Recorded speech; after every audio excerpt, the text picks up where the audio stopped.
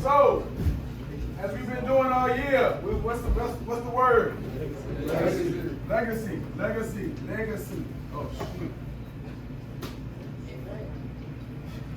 You barely see it, but that's the word for those that are more visual learners. All right? Legacy. All right? Somebody give me an example. What's a legacy? Not even an example. Somebody describe what's a legacy. What you leave behind. How you are remembered. All right? This is a part of your legacy. All right? When it's all said and done, y'all guys in about 5 to 10 years ago coming back talking about what your year was like.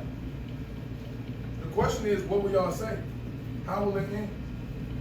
And y'all are magically or fortunately in a position to control that. That's right. All right? We can't control that. It's over. We can just tell y'all what happened and what we could have or would have done. All right? And there's always something that you're going to look back on and say, I wish I would have did this differently. There's always something. But those are the things that we call lessons. We apply them to our life on another level. All right? For example, some things that happen there's some things that happen versus Glen Allen. All right? That I allowed to happen as a coach. That I would never allow happen ever again. Ever again. All right? It's a valuable lesson. All right? It sucked. But on the back of that sucking, it's a lesson. Anyway, so the speaker that we got today, I actually played with. All right, I don't have nobody on our team to compare him to. He's a high energy person, though. All right, extremely high energy person. Who you said? Oh, I'm trying to beach, no. Beach be chilling. High energy. No. He's like elite on a good day every day. Uriah. Like Uriah. Kind of. Uriah just plays high energy. I'm talking about this guy's high energy on and off the field. All right. So, anyways, I'm not going to talk your heads off. We got Donté Jones here. All right.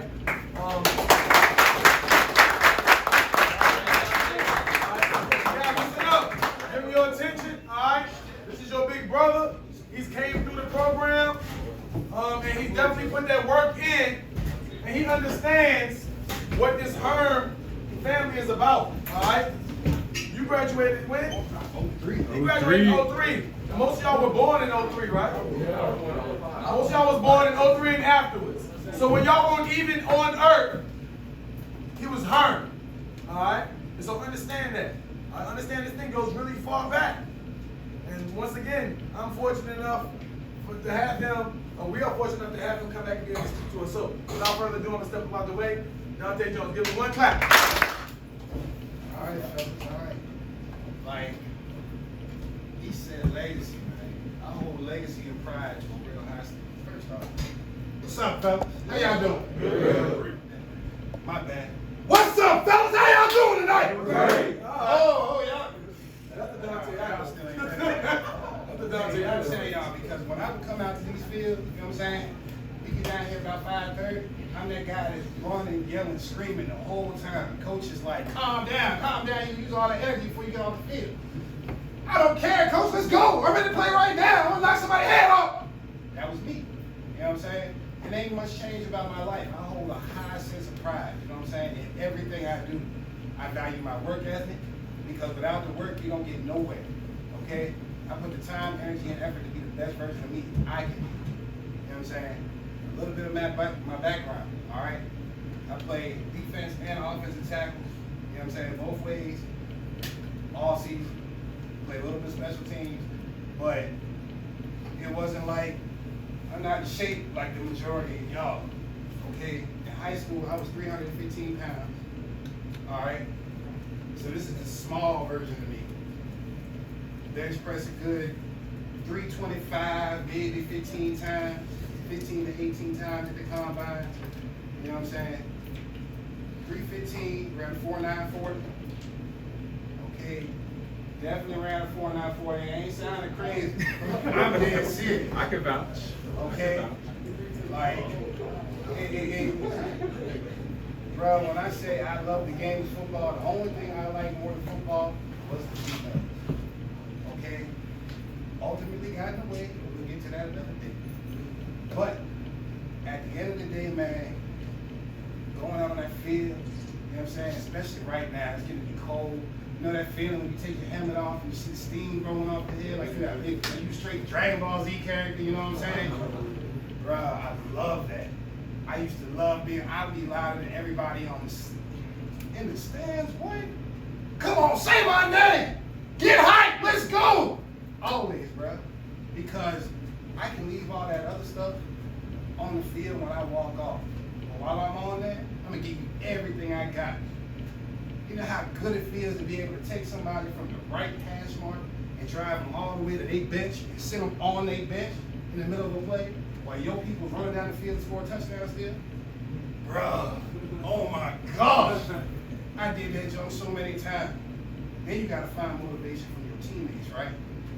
So for me, my main motivation was Terrell, a dude named Jay Brown, and Donté. Okay?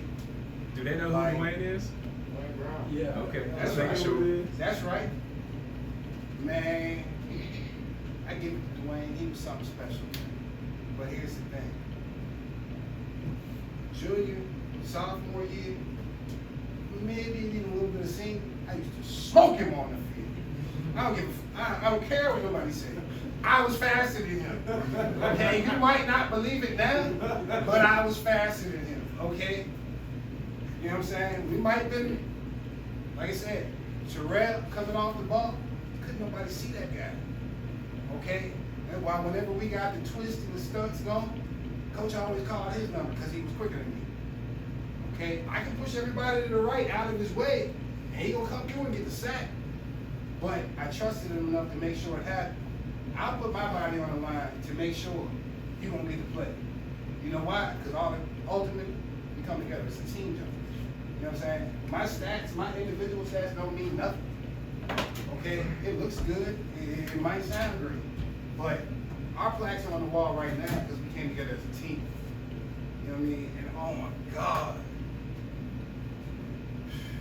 I can think about games like, I remember we played Thomaston, and at the time we set a state record, man. We beat them, what, it was like 78, I think it was 78-6. Oh, Thomas Jefferson. Oh, yeah.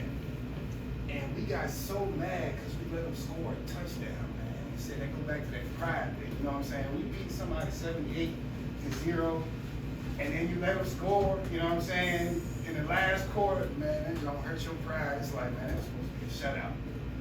Okay? And the pride thing go both ways, you know what I'm saying? Sometimes we got too proud. Like that last game of the season when we played Thomas there, and we lost the first round of the playoffs. You couldn't convince us that we want the best thing smoking, okay? And I remember our quarterback played his heart out of that game. He ended up having to leave in an ambulance because he just exhausted all of his energy. That's JR. Yeah, J.R. Lewis, man. And I'm talking about if we had put in the work like we knew we were supposed to, there's no question we would have won that game. The problem is we got so proud.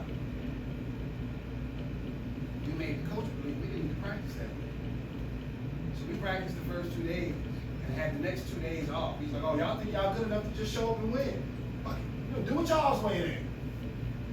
Okay, well, you can clearly tell the other team worked out the whole week, even though we only worked out half. Okay, and don't get me wrong, we still showed up and showed out. But you know how bad it hurts to lose 14-7, man, that one touchdown? But at the end of the day, you know what I'm saying, it did take away from our season. Not just the time we spent together, you know. When I first came here, Coach Jarvis was coaching.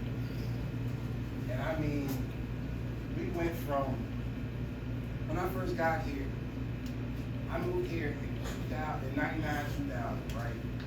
I came here from Rome, from an undefeated football team. Okay, and I moved here. And I was like, what was y'all's record last year? We went 2-8. Okay. But the varsity, it went like 9-1, something like that. And I was like, all right, well, luckily I'm a sophomore. I'm playing varsity.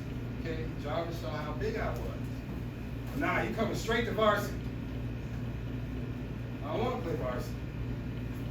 I don't care what you want to do. You're on my team. I'm the coach. This is what you're going to do. So my first season was a whole lot of work for, in my mind, actually, it was nothing. But it set the foundation for the next year. Because we went from 2-8 to 8-2 the next year. You know what I'm saying? Teams that had trampled over us my first year here couldn't touch us with a candlestick that second year. Okay? And then pieces started to fit together. You know what I'm saying? The offense and the defense, the running backs, running behind the linemen, the wide receiver, you know what I'm saying? Everything just meshed. And we said we went 10-0 my senior year. You know what I'm saying? I still hold pride from that record right there because they set the foundation, you know what I'm saying? From 99, 2000 when I got here to, let's say right now. How many losing seasons y'all remember having? So in other words, we started a legacy, right? Because we our pride, we don't lose, you know what I'm saying? We know what we're good at. Like, it's not a question of can we do it, but it's how bad we want to do it. You know what I'm saying? Do I want to show up and play today, or I'm going to take the night off? I'm going to take nights off. Okay? At all. I worked 70 hours last week, so I can bring home a $2,500 paycheck. So even now, my pride still works the way it worked when I was in high school. You know what I'm saying? You know, if none of y'all know my son, but he got my same pride. He's the only male cheerleader we have. Okay? That's Donté Jr. And when I say pride goes through generations, you know what I'm saying? I was the most spirited person on the team. I still got my plaque on my wall. But it feels good because both of my kids went here. My daughter just graduated last year. You know what I'm saying? Donté Jr. said to graduate next year.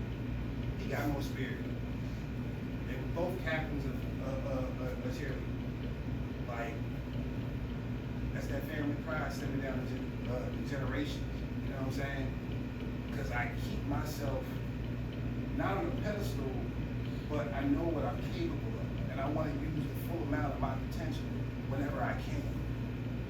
You know what I'm saying? Because I know what procrastination looks like. I procrastinated by messing around with the girls. That's why I didn't get a full ride to school. I got plenty of partial scholarships. I had over 13 offers. But they wanted me to pay 2, whereas if I would have focused a little bit more on what I was doing in school, it might have been a whole different story. But, like I said, my pride let me think that I can miss school and show up for practice, right? That's a terrible idea. My pride let me do a whole lot of stuff I shouldn't do. Then I had to evaluate myself. And evaluating myself, I realized I wasn't using my full potential.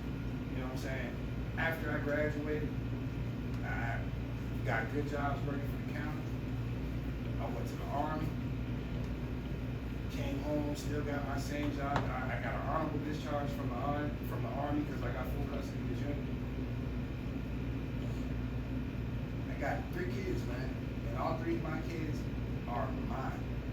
My baby mama's owe me child support because I'm on top of my game. You know what I'm saying? And in this day and age, you know, how many of y'all know, but that's not really normal. The guy that had full custody of his kids, go to work, maintain a household, and you know, just be on top of his game. But that's because, like I said, I gotta hold myself to a different standard. Nobody else is gonna do it for me. I gotta do it. You know what I'm saying? So appreciate each other. Value yourself. What do you bring to this team? Ask that question every time you step on the field. Okay? I don't gotta make the big play. If I make this one tackle to set up for the next play getting a touchdown, I did my job. You know what I'm saying? It's not about me. Okay? It's not about any single one of y'all. Right now, y'all are a team. No matter where you go through, you're gonna have some phase of brotherhood. Okay? I went through it in the Army. I go through it at work. There's a certain group of people I trust. Right now, these need to be the people that y'all trust. If y'all got a hard time, lean on each other. You know what I'm saying? If you, one of y'all might have an answer, the other one don't have it. But always take the time to learn from each other. Whatever you can do to make yourself better, do what you gotta do. Whether it's weight room, going out and running, like, do what you gotta do to improve yourself. You know what I'm saying? Grateful for y'all letting me speak tonight. Thank you. I wish y'all the best of the season. Y'all already shining from what I see. So I appreciate it, man. Thanks for letting me talk.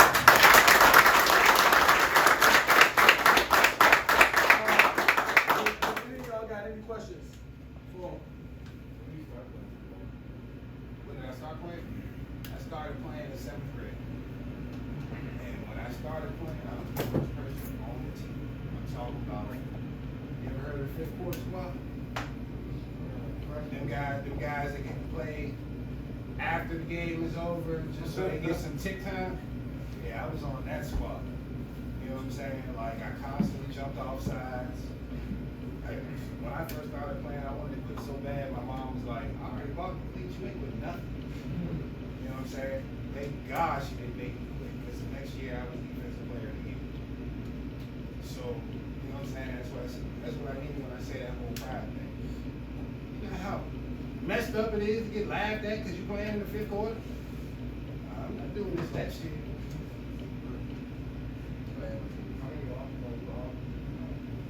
Offense? Oh. I've got one from North Carolina, Wake Forest. I can't keep track of them, honestly. But those were the 2 biggest ones. And like the main school I wanted to go to, didn't offer me. I wanted to go to Tech, man. Die-hard Tech fan, grew up in Virginia. Wahoos was not my thing. I wanted to be a Hokie. And that kind of just, when they had offers, man, it let me down. Did you go to college? Nah, I went straight to work afterwards. After I went to work for about 2 years, then decided to go in the Army because it was a war. Stayed there for about 2 years. Went overseas, got to see that side of life. And I ended up getting full custody of my son, and they offered me an honorable discharge for the pension, so I decided to come home and go back to work. You have like so much pride all the time. My family, you know, like I got a single mom who I've watched work anywhere from 1 to 3 jobs just to make sure not just the bills were paid, but I didn't want for nothing growing up. You know what I'm saying? And it goes even deeper. My grandma, my grandfather were like that. You know what I'm saying? Like, and always, I'm in a long line of proud family. You know what I'm saying? And even if I wasn't, like I said, I got 3 kids, man. So I got somebody got to set the tone if that wasn't the case.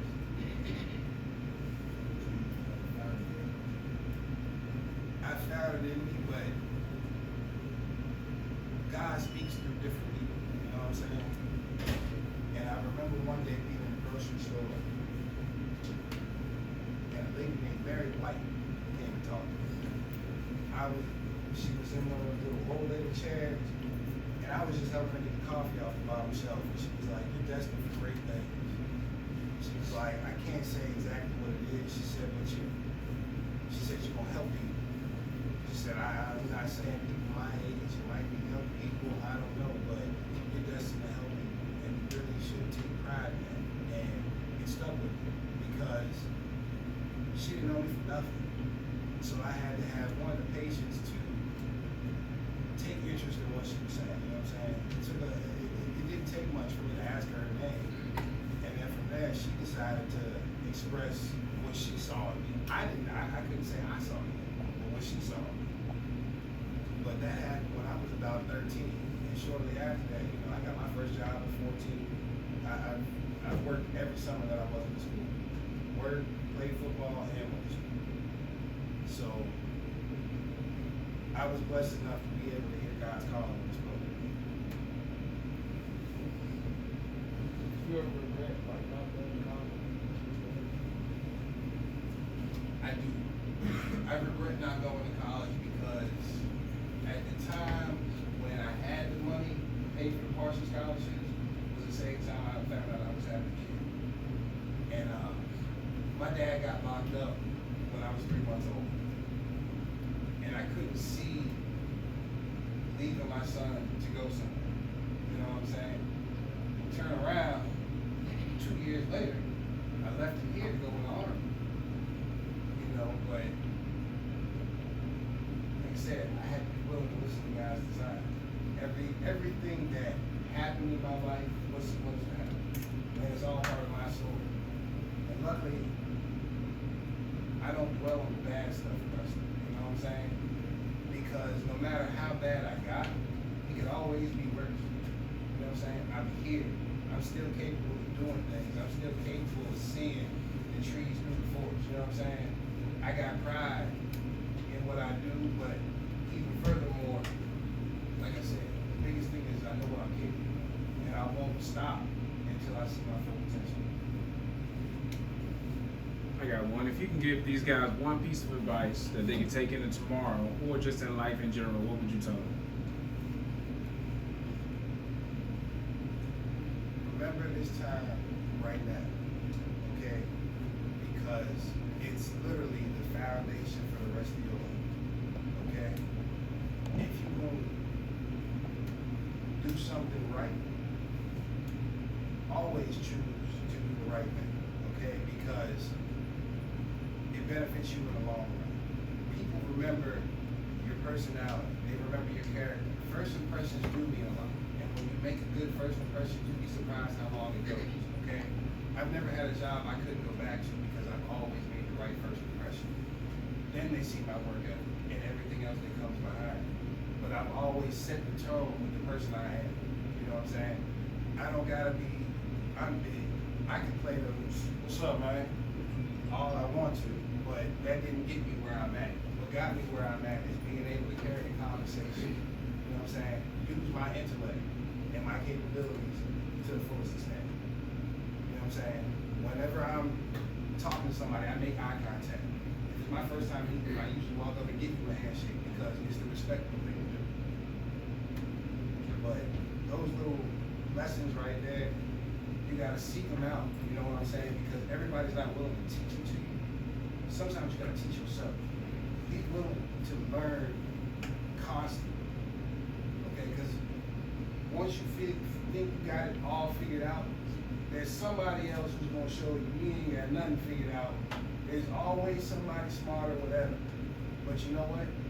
I love that next smarter person because they help teach me the next thing I need to learn.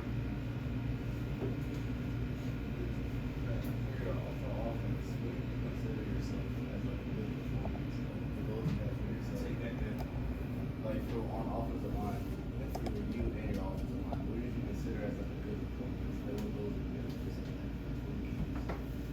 For my offensive line, a good performance for us, it starts off with us being able to push the defensive line back, okay? You gotta establish that control at the beginning. Somebody's gonna win in that battle, okay? Let's say one person breaks through the first time, okay? Us as a unit, make sure we're not gonna let that happen again, okay? And start from there. You can always pick up little things throughout the game. You're not gonna win every single play, but you can win the majority of them. And you win the majority of them is what wins the game. One more question. Somebody got it. Come on, here. What was your personal goal for it? Like, how many cakes or beer pies? What was your personal goal? My personal goal, honestly, I wanted to be on the field every play. Like, when I say I love the game, I mean wholeheartedly. Like I said, I'm an anime junkie, okay? So when I make the comparison to Dragon Ball Z, and I tell you, you know what I'm saying, in my mindset, I was Goku out there joking, okay? I be Virginia, it's cool. But when I go out there, like I said, I'm gonna show you up every play I can show you up. You know what I'm saying? Every once in a while, you get that one matchup where a dude might be smaller than you. You know what I'm saying? You straight dominate him, or a dude might be bigger than you, and you straight make him look like he's terrible. I take advantage of all those plays because that's when I got my shine on. You know what I'm saying?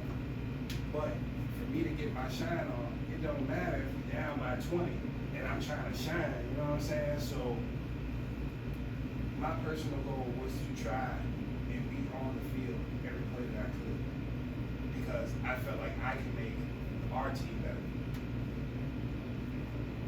Come on, who's going to? That's why it's on defensive line, exactly what you're going to like I was a fat boy. My personal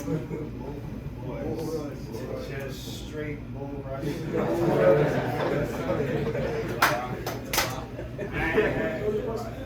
Okay, like I'm not fit to sit here and do all this, but I can get up in here and guide you straight back to the quarterback. You going back with me? Come on. In fact, I'm gonna push you into him so you mess up the play, and I still get a sack. So I took full advantage of whatever tools I had. You know what I'm saying? Them days when it was my speed, I'm gonna get off the ball before the next guy. Them days when it was my side, I'm gonna control whoever's in front of me. And I love getting double teamed because they would always think they're gonna push me back, and you can't do it. You can't move a brick wall. You know what I'm saying? Like it's just not happening. And you got two guys on you that weigh 200 pounds apiece, trying to move a 320 pounder. You know what I'm saying? With his cleats locked in the ground, he ain't going nowhere. He's not going nowhere. You know what I'm saying? But then they get smart. You adapt to the game because when they couldn't move, what they do?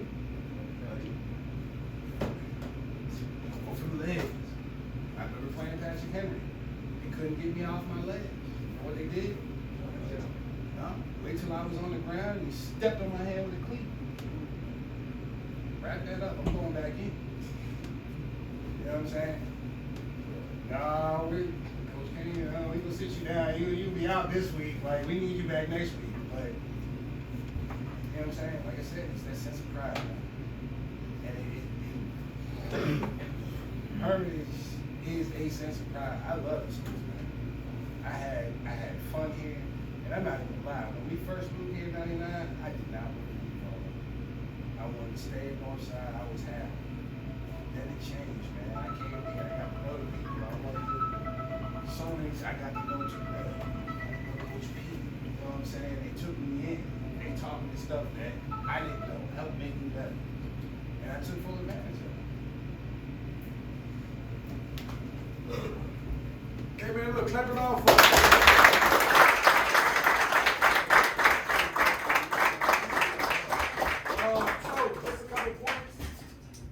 Very fortunate and blessed, man. I hope y'all can receive the blessing now and not before the season, not after the season.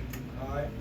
There's a blessing in everything that's going on right now. All right. And I'm fortunate to be here to witness the blessing. All right. But you got guys that's coming here to tell y'all where they came from. All right. And if you hear a lot of stuff being reiterated, just like he said, the pride that you play with is the same pride you live with. All right, so the pride you exercise on the field is the pride you're going to exercise in life, or whatever you're doing. All right, which is why we say football is about life. All right, it's about life. You can't quit on the team because then you're going to quit where? In life. Right. All right, so you got to understand this stuff is all applicable to life. Now, the lessons that I was getting out of there, I want y'all to take with yourselves, what he said. Make sure you evaluate yourself. All right, evaluate yourself. You know where you came from. So by default, if you trace the dots back, you're gonna know where you're going. All right. Number two, pride in everything you do. We just talked about that before this. All right. Pride in everything you do. And number three, which is the most important, hold yourself to a different standard. All right. Herm's standard is a whole nother different standard. All right. Teams be good for a little while, then they sorry for a little while, then they good for. Herman's been good for a long time, and it ain't changing. It ain't going nowhere. All right. So hold yourself to that standard. All right. There are a lot of guys who are being stars on their team that will come over here and not play, not start. Matter of fact, they will probably quit. All right, because they're not used to working for something. All right, I remember Ricky DeBerry, who was at Oklahoma, ended up at Townsend, tried to come here, and I remember Coach Kane saying, "You got to earn the starting position." He already had an offer from all the D1 schools. And Coach Kane said, "Well, if you come here, you got to earn." And he was like, "I'm gonna put running back in my position and third." So what you did he come? No, he didn't fucking come. He didn't come because he didn't get a walk-into position, and we didn't want that shit. If you think you're gonna walk into a position, we don't want you. Because that's already a test of, that's already a reflection of your character. You want something given to you. Okay? And there ain't nothing given. Did Freeman give us that win? No, we took it. We might have gave them a couple plays. We did give them 14 points. But we took the game back. Alright? And it's funny because every time a kid does that, like that same kid went to Oklahoma, do you think he stayed in Oklahoma? No. Of course he didn't. Alright, why? Because he had his habit of leaving when it was hard. Alright? And nothing against my other guys, Ali, Joe, Marvin, nothing against those guys, because they know I love them to death. Dejan, where the little brothers at? Anyway, they all left Hermitage, and did they stay at the colleges that they were at? No, they all had to leave. Alright? So it's something about the way you do anything is the way you do everything. Alright? Because Nick Saban said it himself. Nick Saban said it best himself. If you transferring to go play for other schools, he don't want you. He wants you in a place where you already dealing with adversity, where you've already been tested. Alright? If you haven't been tested, then you don't even know what you're made out of. And for a guy to figure that out, or trying to figure it out in college, I promise you it's too late.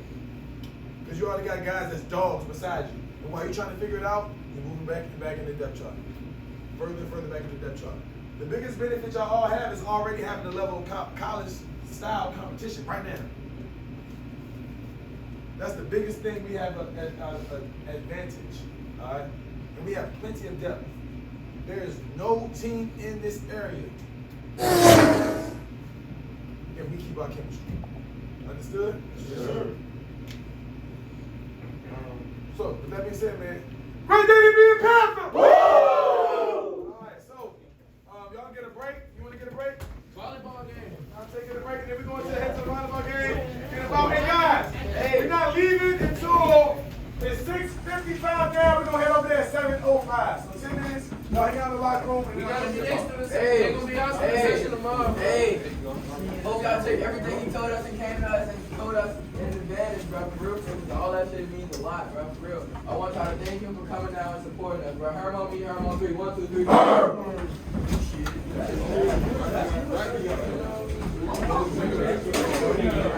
Hey guys, don't nobody leave a jersey.